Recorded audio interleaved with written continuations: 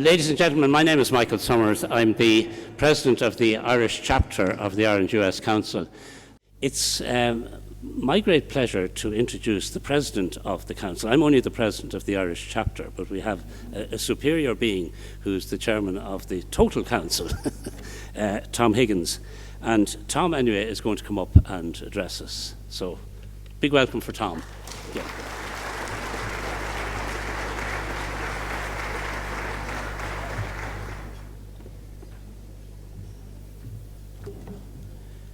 Good evening, and thank you, Michael. I want to add my words of welcome to all of you who are coming here this evening. We have a wonderful program lined up, and I'm also pleased to welcome our principal honoree this evening, Geoff Martha from Medtronic. We're going to hear from him a little later, but right now it's just a pleasure to welcome Geoff and his wife, Stephanie.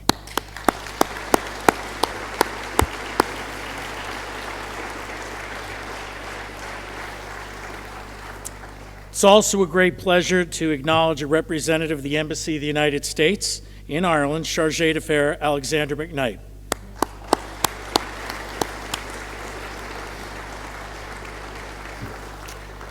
Earlier today, Geoff, Stephanie, I, and our group visited Ireland's Prime Minister on Taoiseach Micheál Martin in his office, during which he expressed his regrets he couldn't join us tonight. He's a little busy.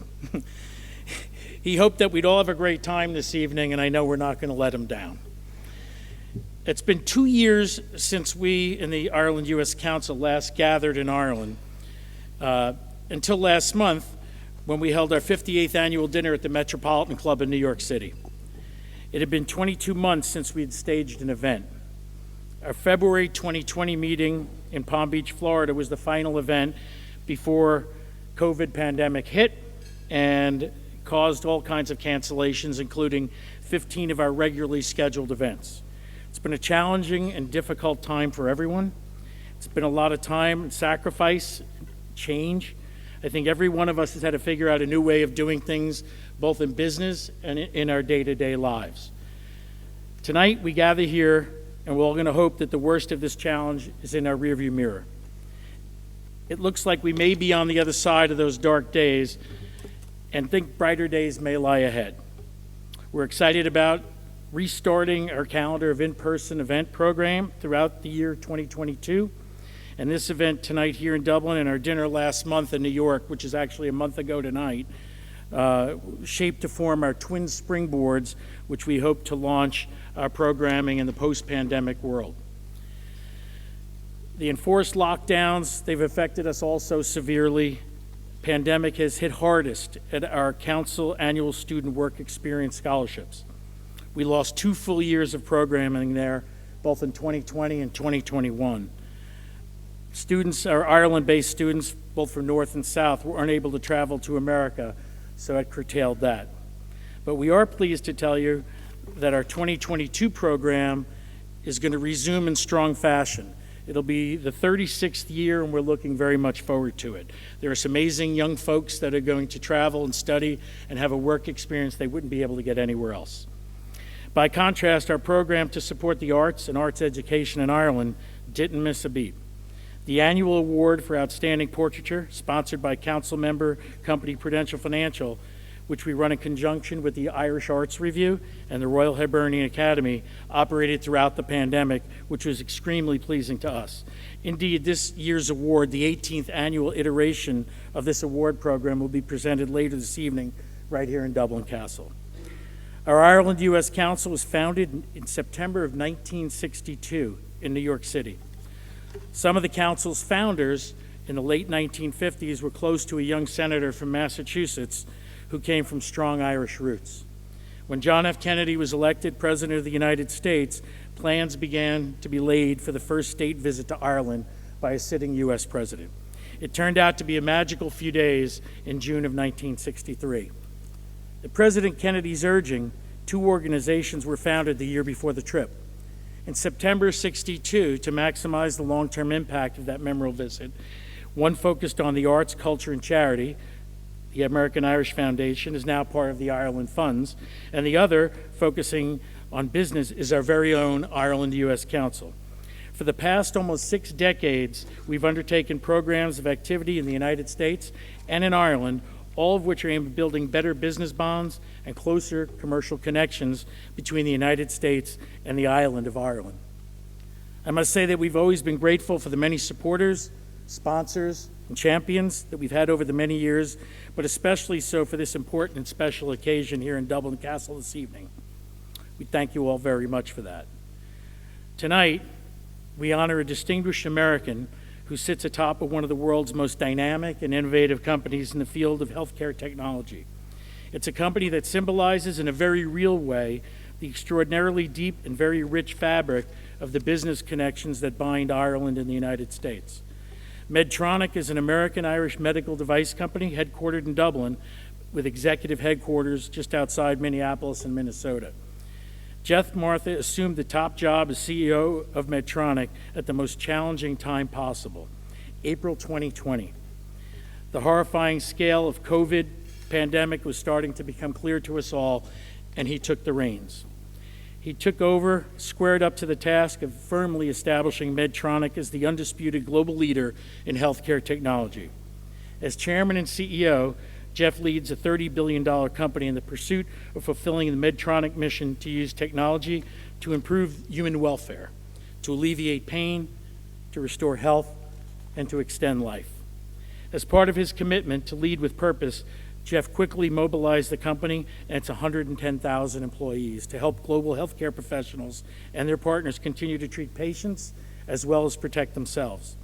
In addition to accelerating the development of remote solutions, he made the unprecedented move to open source the company's intellectual property, making proprietary ventilator designs available to manufacturers around the world. This inspired move helped address the growing global demand for ventilators that we faced during the pandemic, and it resulted in new partnerships and has broken down barriers across industries to enhance healthcare. Throughout his distinguished career, he has displayed admirable qualities of strategic vision, energetic engagement, and uncompromising commitment to excellence. It is a high honor and a distinct privilege to present the Ireland U.S. Council Award for Global Achievement to Geoff Martha.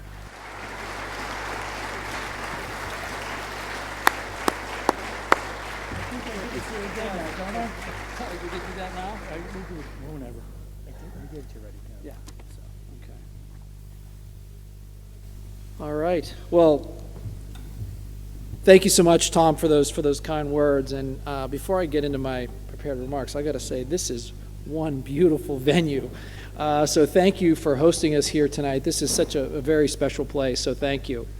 And it is truly an honor to be here in Dublin, accepting this Global Achievement Award on behalf of the 90,000 Medtronic employees, but in particular on behalf of the 4,000 plus Medtronic Ireland employees, many of whom are here tonight. So let's give them a round of applause. Thank you.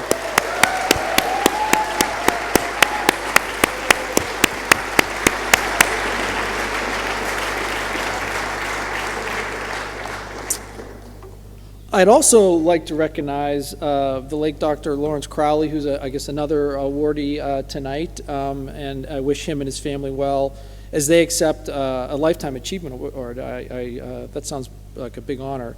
And again, thank you, Tom, and the Irish U.S. Council and his colleagues for warmly welcoming myself and my wife Stephanie here tonight and this week. It's been wonderful.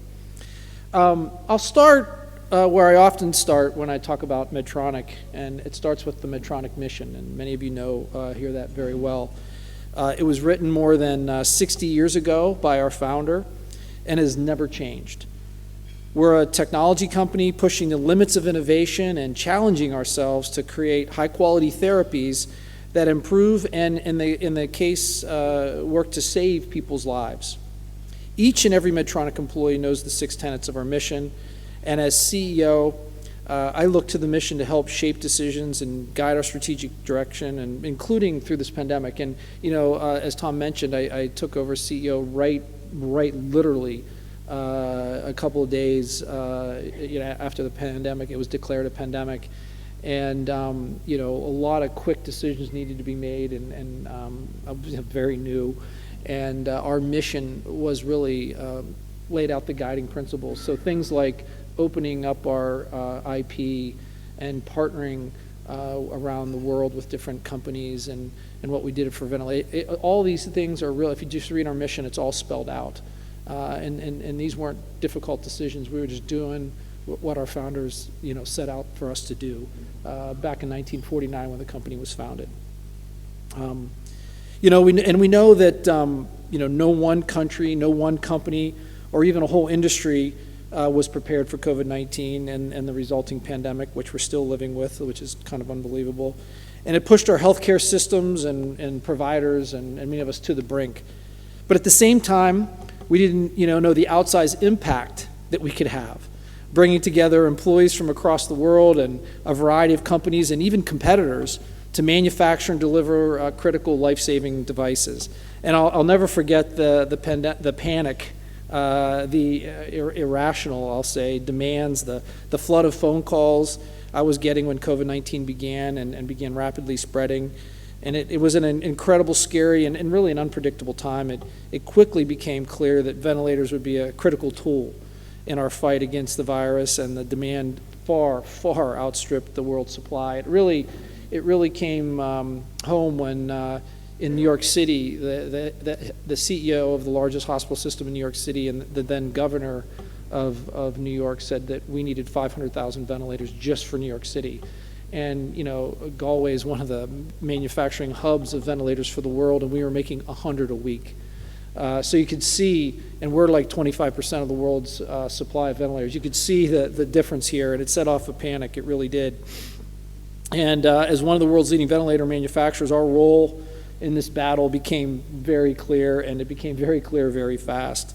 And I called on our team, many are sitting here tonight, to drastically increase production, practically overnight, of our critical care ventilators. And I'll never forget the bold actions, the speed and decisiveness of our Galway operations and manufacturing team following that initial call. It really was amazing how people rallied around this. And there really never was a question in any of our minds that we were going to do whatever it took to make as many ventilators as possible.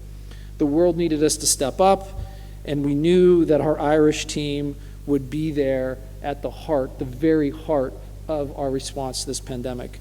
Our Irish operations, 40-year track record, and the passion and commitment of the Irish leaders I've known over the years gave me and our board of directors and our leadership team strong confidence and high expectations.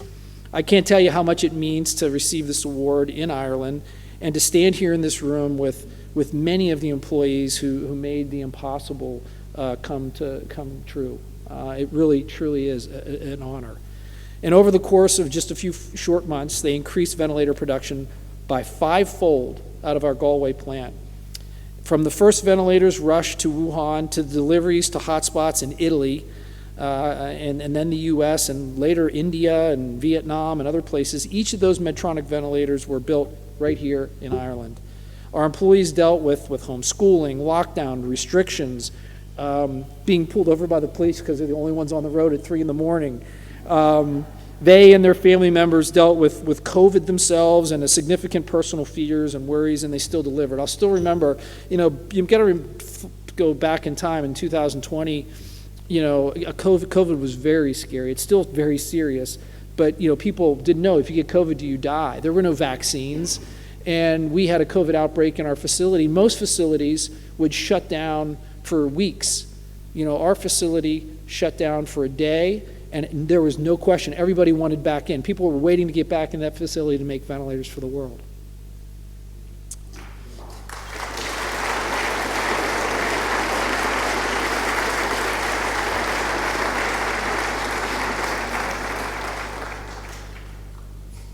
And even while ramping up manufacturing, as we did, the global demand was still so much greater. So, people were dying, and then they needed access.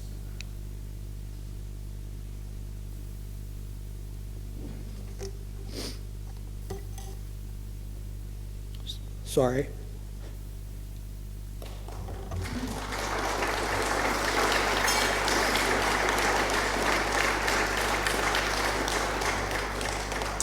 I'm looking forward to that Guinness. Okay, so we had a lot more to do. And, so we made the decision, as Tom referenced, to open source the full design of our portable ventilator to competitors as well as new entrants. And we made a lot of good partnerships. Others could join in the battle and help make even more ventilators for the world. We also did what we could to help our local communities through product and monetary donations just around the globe, no matter, that were including to many Irish causes. And when I saw from our employees in Galway is what we could contribute to human welfare in even greater ways than we ever thought possible. So as I reflect on the time now, as you can tell, it's an emotional moment, I think how incredibly important partnership and collaboration was, as well as our mission. What once took months or even years was expedited to just a matter of weeks. It really was amazing. Existing partners came together to increase remote capabilities, and new partners like SpaceX jumped into, to produce parts when needed the most. And it was great to see the ventilators that had the SpaceX parts inside today. Even more importantly, government and business came together to speed up approvals and get these life-saving devices to hospitals in record time. In the room tonight, partners such as our distributors like Healthcare 21, one of our highly skilled partners, Belergen, and our partners at the IDA were critical to our success. So I really want to thank you all. You guys came through when we needed you most. It seems appropriate that this award comes from a council that exists to build links between the United States and Ireland. The Ireland-U.S. Council play their part in developing a dialogue and an improved understanding between leaders and business and government on both sides of the Atlantic, and it's a very valued mission that you have, and thank you for it. Consider that a medical device like a ventilator, for just a second here, has more than 2,000 individual components and involves a supply chain for more than 30 countries. So it was vital to us and our patients that borders and exports stayed open, and that relations between national and regional governments as well came across business remained strong and focused on all matters. And the Irish government was very helpful in working with the EU to keep borders open and having ventilators flow, and the parts kept our supply chain robust during that critical time. So despite the current trajectory of COVID numbers, which is disappointing to say the least, I stand here before you more hopeful than I have in a long time. I've seen just how impactful partnerships and collaboration can really be. I've seen how technology can solve many of the challenges that we face, including access and disparities in care. If this pandemic teaches us anything, it's that we cannot go back. We just really can't go back to healthcare the way it was delivered before. We all deserve and have an obligation to do better. It's been said that the only way to predict the future is to create it, and the world needs leaders right now to deliver on the extraordinary future that we know is possible. What's happened over the last year has really opened my eyes, and I hope yours as well, as to what's possible. So I just want to thank you again to the Ireland-U.S. Council for being a supporter and a real partner to Medtronic. And thank you to the council members and our host, Michael Summers, and organizer, Michael Ronayne, the Taoiseach, Micheál Martin. It was a real honor meeting him today, for honoring Medtronic with this award of achievement. And to the Medtronic employees tonight, really, it's so humbling for everything that happened today. And just hearing your stories and the emotions, obviously it had an impact on me, and just really looking forward to celebrating tonight, and just thank you for everything that you've done. This is a well-earned award, so thank you.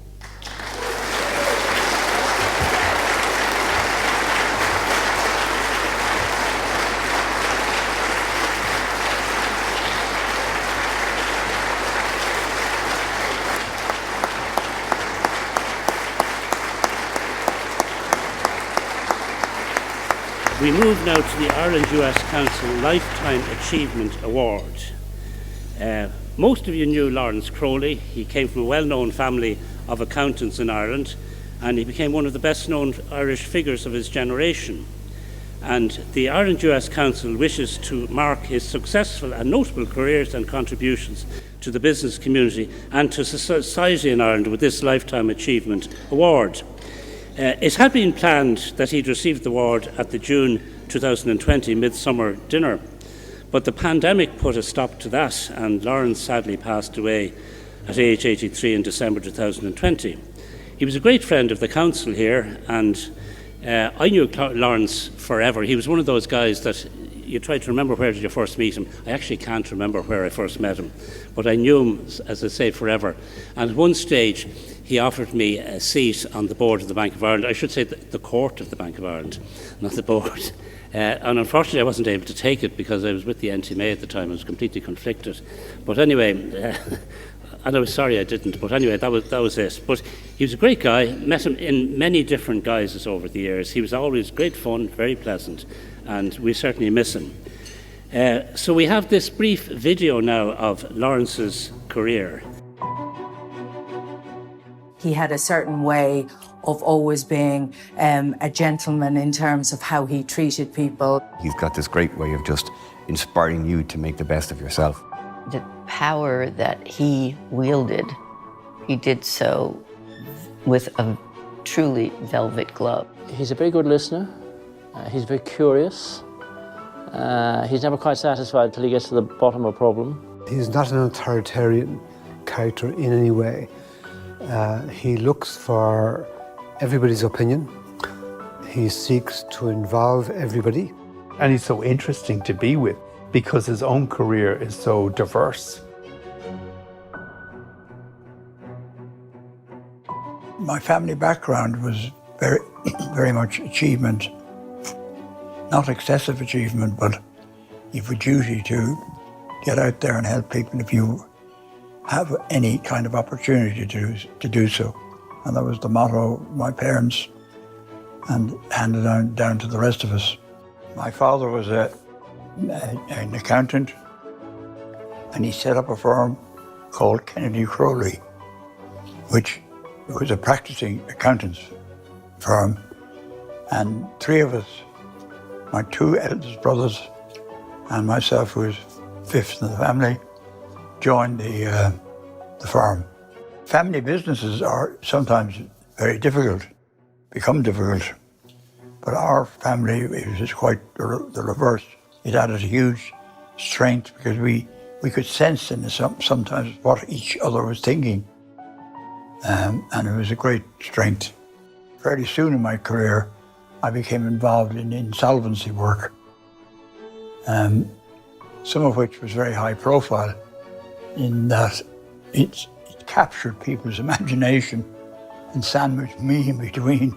He had some very difficult tasks to fulfill, which he did with great style and ability. He had a huge reputation. But there's one thing about Lawrence that everybody has always said about him, is that he had a great humanity and a great sensitivity for the plight of people. And where possible, you know, he displayed that in these receiverships when he was saving jobs and restructuring businesses. And, you know, there was always great praise for him because of that. It was demanding, very demanding. And I just became a little tired. I couldn't really face taking on much more of that. So in 1990, I left the firm, resigned as a partner, left the firm. I didn't want to retire, but I wanted to change my career. And I took a gamble that would work. And on the day after I retired, which was the 30th of April, on the 1st of May, I joined the board of P.J. Carroll's, the tobacco company, as incoming chairman, and I joined UCD also on the 1st of May. The border between North and South was the land border in the European Union with the least commerce across it. The theme of the presidency under Mary McAleese was building bridges with the North, a task in which she sought the help of many people. To do the work of building bridges, Lawrence was an obvious choice as a person that we would ask to help us. Lawrence was, you know, having meetings with all comers at the time from Northern Ireland and would just quietly go about his work. One of the great, I think, happy events in Lawrence's life was when he heard that he was to be awarded the OBE by Her Majesty the Queen for his work in reconciliation.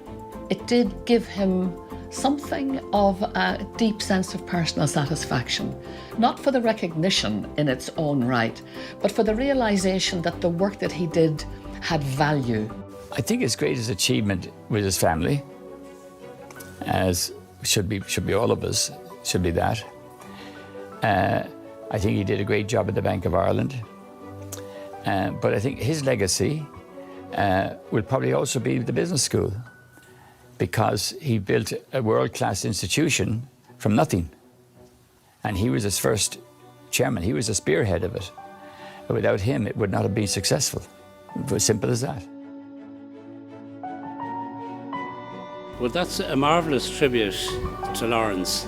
And I think the faces we saw there paying tribute to him, most of us would know most, if not all, of the people. They're all very prominent people.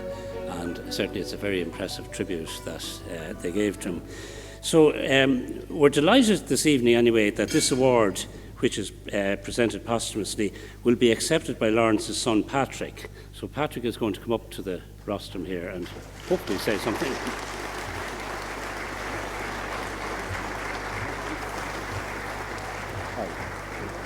Good evening, everybody. It's interesting that Michael mentioned that he'd been once offered a place on the court of the Bank of Ireland.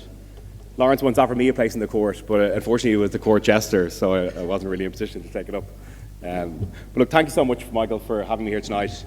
Like, on the video, it speaks for itself. It really is. It's incredible. I know Lawrence had a really great time and enjoyed making it, and thank you to Tara for helping with that.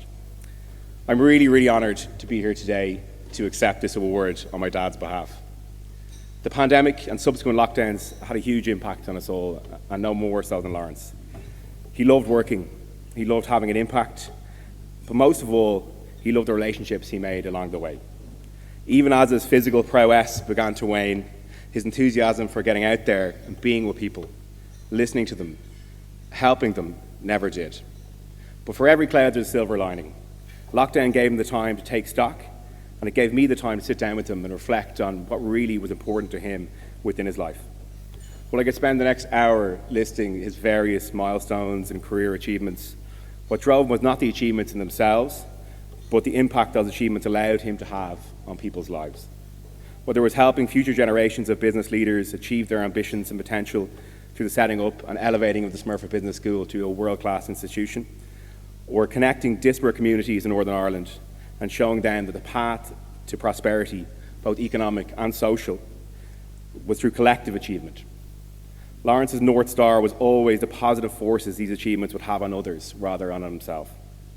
He embraced globalisation, and soon after founding the Smurfit School, he set out to establish its overseas advisory boards in the UK, Asia, and most importantly in the US.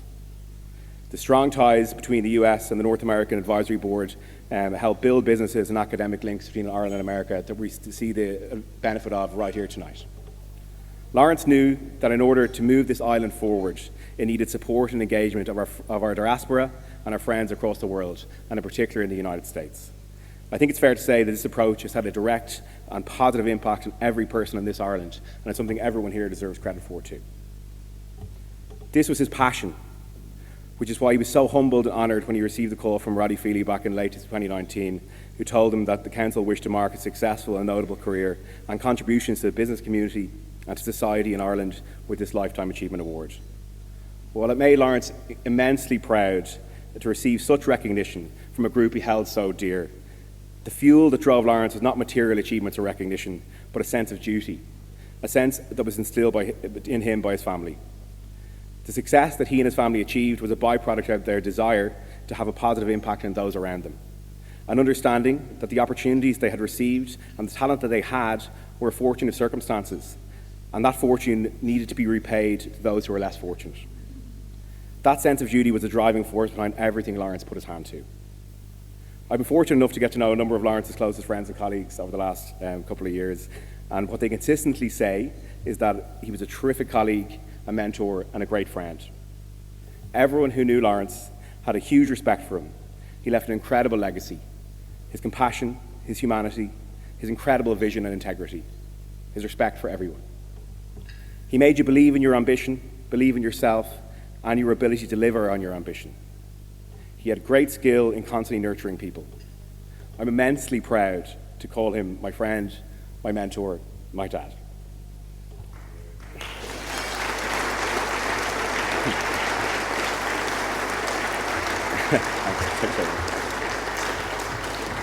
So Lawrence had actually written an acceptance speech for this award tonight, but based on his handwriting, I think he might have missed his calling as a general practitioner. Even Alan Turing would struggle to decipher it. However, if you will bear with me and allow me to do so, I would like to read out to you what Lawrence had intended his closing remarks to be. In conclusion, I thank you for listening, and I close with this quotation from George Bernard Shaw. I want to be thoroughly used up when I die. Life is no brief candle to me. It is a sort of splendid torch, which I've got to held up for a moment, and I want to make it burn as brightly as possible before handing it on to future generations. Well, here's to Lawrence. Thank you for handing the torch on to future generations. We will always be grateful for you. Thank you very much.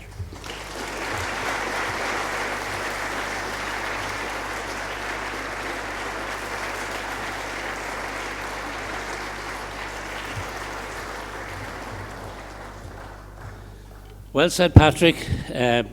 These things are always difficult when they relate to your closest and dearest, but you did that extremely well, and congratulations. And again, we're delighted that this award has been made, even posthumously, to Lawrence. Could I now call on our Executive Director from the United States, David O'Sullivan, who's going to come up and give us some learned words.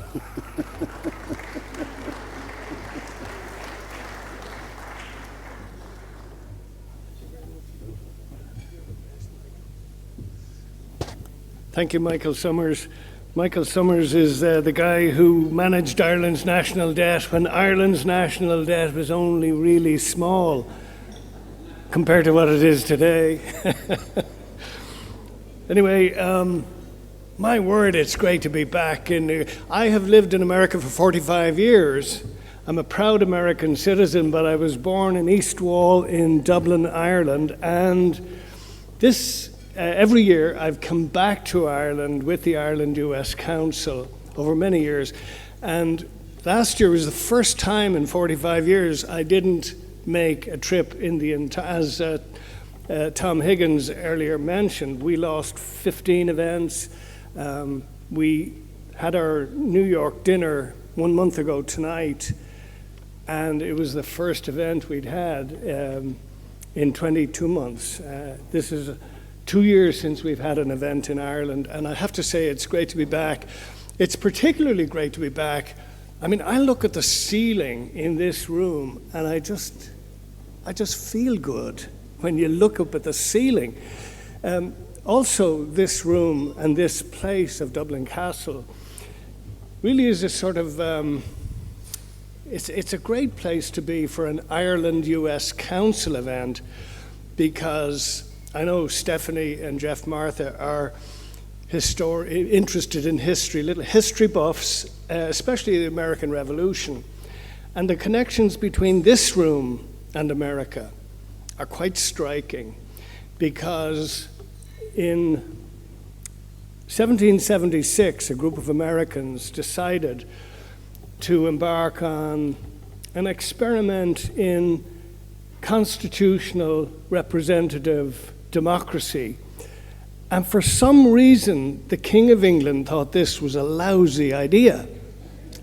And there was a war between the Americans, the patriots in America, and the English. And the English army were finally defeated at the Battle of Yorktown in 1782.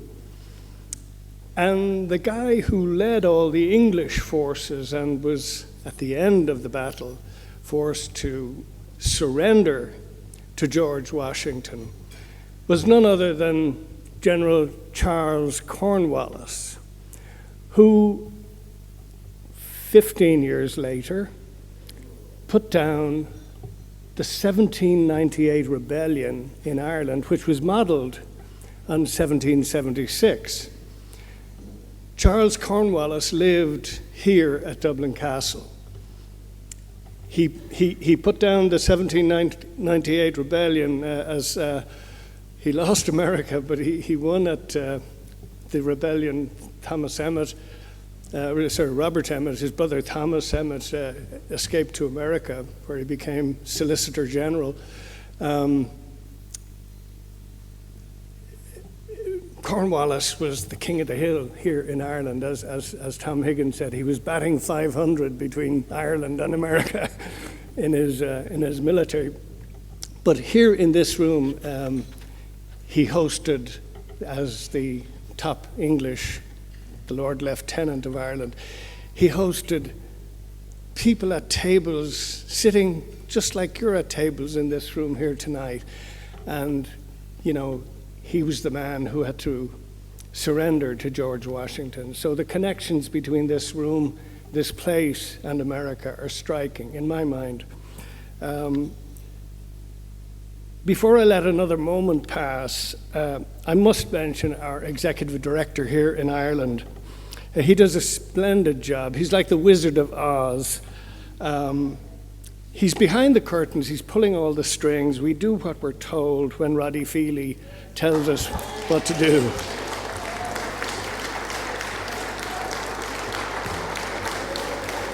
Tonight, it's my very pleasant task to hail the collaborative effort that the Ireland-US Council undertakes with the Irish Arts Review and the Royal Hibernian Academy in the Council's Award for Outstanding Portraiture.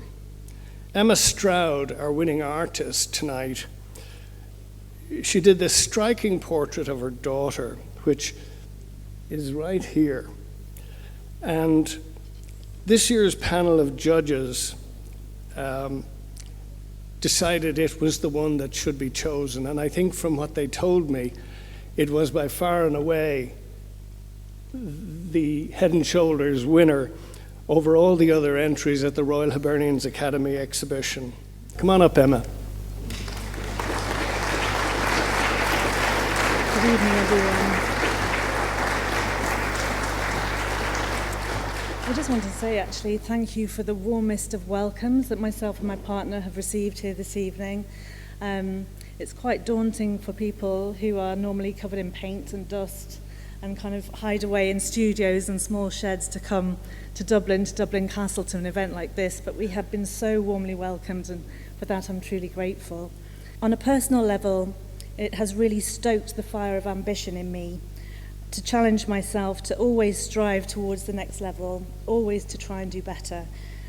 So thank you, Irish Arts Review, and thank you, Ireland US Council. Thank you very much.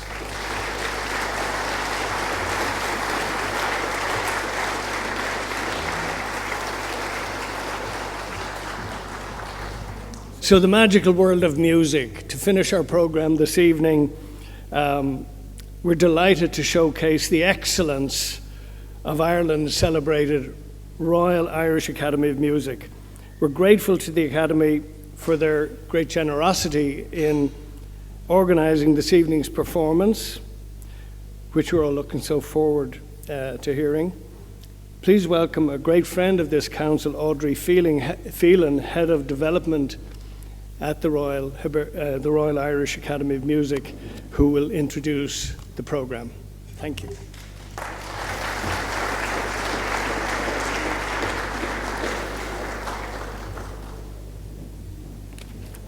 Thank you, David. Guest of Honour, Gregory Martha. Council President Tom Higgins. President of the Ireland Chapter, Michael Summers. Sponsors and distinguished guests, good evening to you all. It's an absolute pleasure to stand before you this evening and to represent the Royal Irish Academy of Music. We've had a long-standing relationship with the Ireland US Council and have benefited greatly from their support over the years. They have taken us under their wing and given us performance opportunities and platforms in the United States. It is with joy that we perform for you tonight, following a gap of over 2 years since we were all together with the Ireland US Council. So in the year that we've all had, I thought it's never too early to start Christmas, and we wanted to sprinkle a little bit of Christmas dust on the celebrations this evening, and in our own inimitable way. So we'll be starting with one of Handel's beautiful arias, moving into Debussy with Pierrot. Anna Elena is going to perform the Handel Aimee is going to perform the Debussy, and then we're going to finish with O Holy Night and Silent Night. So, ladies and gentlemen, I give you the Royal Irish Academy of Music.